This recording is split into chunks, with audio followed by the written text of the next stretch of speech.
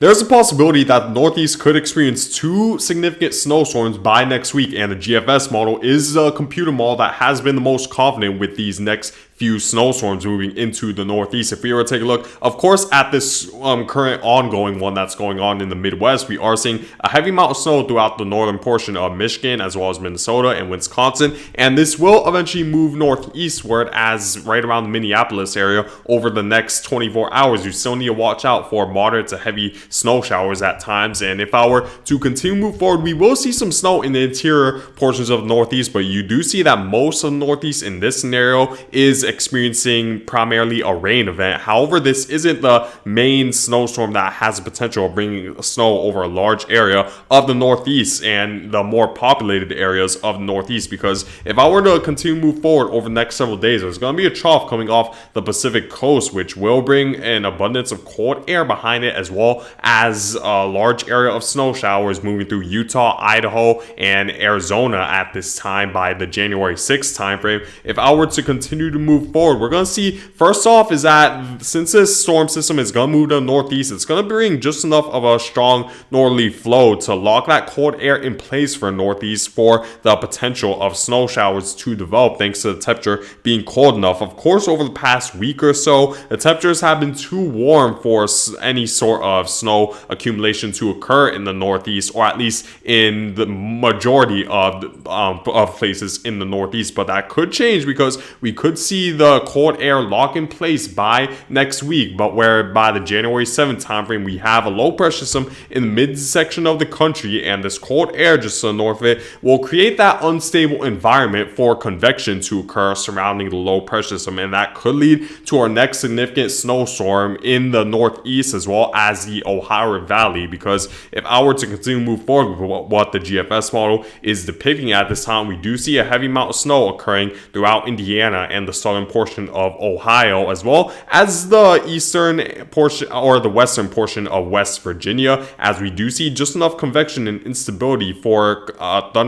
snow showers and rain showers to develop just to the east of this low pressure system, where we do see just enough of a strong northerly flow associated with this storm system that's pretty much well past the United States at this time. And we see the snow will eventually move into Pennsylvania by the January 7th timeframe, and we do see some snow even move as far east as Washington DC metropolitan area, and the Delmar Peninsula experiences some snow showers in this scenario, and a small portion of southern Pennsylvania as well, where we do see that by the January 8th timeframe we do see heavy snow bands develop right around Washington DC. So the GFS model is very confident in bringing a snowstorm to the Ohio Valley as well as portions of the mid-Atlantic. And if I were to continue to move forward, that won't be our only possibility of a snow event in the Northeast, because right behind this trough there's going to be a low pressure system that's going to meander just to the south of the Midwest, where we do see that right around the Mexico and Texas border we do see a low pressure system pretty much hidden just to the south of the United States border, and we do see that eventually this will attain just enough convection as a result of cold air that's going to be just to the west of this trough, and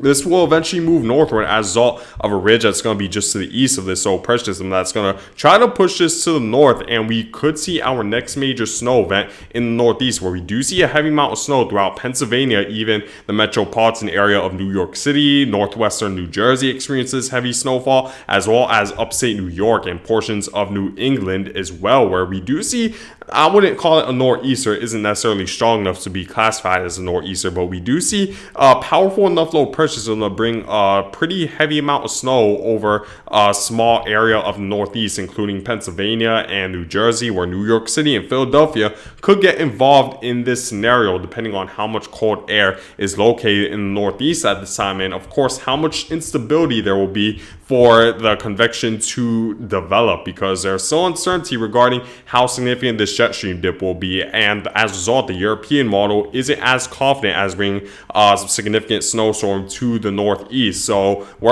so that's at least something to keep in mind, that the forecast is still uncertain, but if this were to happen, this would happen between January 9th and the 10th. Let's now take a look at the European model to see what it's stating when it comes to the next few storm systems. Taking a look at the European model, you're going to see that the European model is a lot less confident in bringing a snowstorm or any kind of snowstorm beyond the into next week as a result of a lack of instability. We do see that this first low pressure system pretty much fizzles out by the time it reaches the Ohio Valley, as there's just not enough cold air just to the north of it, or just enough of a jet stream dip behind it or in front of it to create enough convection for those snow showers and rain showers to develop. However, we do see that while there is enough instability for this second low pressure system to develop and eventually move up northward as a result of this ridge just to the east of it, the European model also doesn't expect this low pressure system to necessarily develop a large area of snow or any area of snow in that matter, as the European model doesn't expect that there's going to be a strong enough northerly flow that's going to force that cold air into this low pressure system, and as a result we aren't seeing any sort of snow event in the northeast associated with this low pressure system. What will be the key is really the strength of this low pressure system, because compared to the GFS model, the European model is bringing a low pressure system that's a lot weaker, and as a result there isn't as strong of a northerly push that's going to force the cold air into this low pressure system. Depending on how powerful this low pressure system will be will determine if we're going to see just enough instability and a strong northerly flow that's going to force the cold air into the low pressure system to determine if we're going to see a major snowstorm in the northeast. But I'll keep you guys updated over the next several days. It also depends on the position of this jet stream as the second low pressure system approaches the northeast, because if the jet stream is a little bit too straightened out, then this storm will primarily move westward instead of northward, so it won't be able to encounter the colder air that's a little bit further northward. We're going to need to pay very close attention to those two factors, and I'll keep you guys updated as the forecast changes. This is what the GFS model is forecasting when it comes to snowfall accumulation over the next 7 days, and we do see that a large area of Ohio and Indiana from this first snowstorm experiences 6 to 12 inches of snow, which would be considered a major snowstorm for you guys. Same goes for the southwestern portion of Pennsylvania, just to the south of the Pittsburgh area. You could experience over 6 inches of snow, and we even do see that the GFS model in the higher elevations of West Virginia does experience over 12 inches of snow. So if the scenario were to come for fruition, then this would be a significant snowstorm for millions of Americans. And we even do see an extremely heavy amount of snow right around the Washington DC area, where you would experience 6 to 12 inches of snow in this scenario, which would be of course considered a major snowstorm for the DC area, as well as Baltimore. Philadelphia gets involved, and even New Jersey gets involved with some snowfall, and portions of New England get involved with around 1 to 3 inches of snow. And Philadelphia in this scenario experiences 3 to 6. New York City experiences around 1 to 3. So this would impact majority of the Interstate 95 corridor cities if these two snowstorms were to come for fruition. So there's definitely something we're going to need to be aware of over the next several days all throughout the northeast. But there's still a high amount of uncertainty, especially since the European model is in pretty big disagreement regarding the amount of snowfall accumulation the northeast and the Ohio River Valley should expect.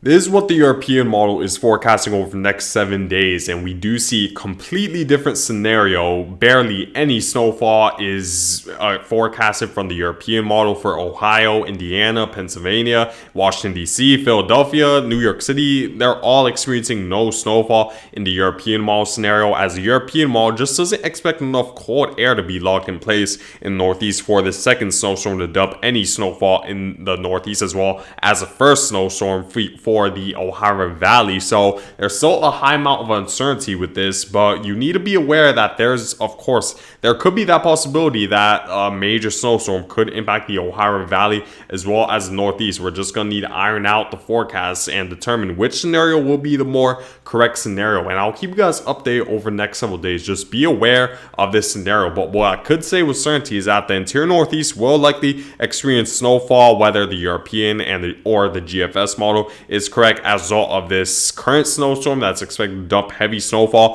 throughout Maine and the interior portions of the northeast. But outside of that,